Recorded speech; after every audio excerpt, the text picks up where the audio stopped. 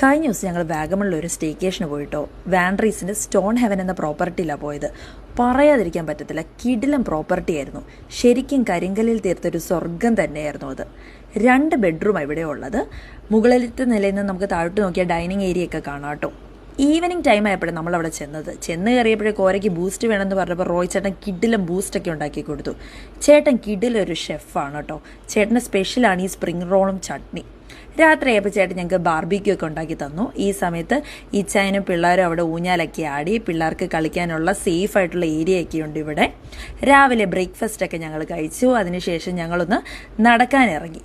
സത്യം പറയാലോ, ഈ വീഡിയോയിലും ഫോട്ടോയിലൊന്നും ഈ സ്ഥലത്തിൻ്റെ യഥാർത്ഥ ഭംഗി കാണിക്കാൻ പറ്റത്തില്ല. അത്രയ്ക്ക് അടിപൊളി. അത് ശരിക്കും എക്സ്പീരിയൻസ് ചെയ്യുക തന്നെ വേണം കേട്ടോ. പിന്നെ ഇവിടെ ഒരു പ്രൈവറ്റ് വാട്ടർഫോൾ ഉണ്ട്, നാച്ചുറൽ ആയിട്ടുള്ളത്. ഈ ബ്രിഡ്ജൊക്കെ ക്രോസ് ചെയ്ത് കുറച്ച് നടന്നു കഴിയുമ്പോഴാണ് ആ വാട്ടർഫോള്.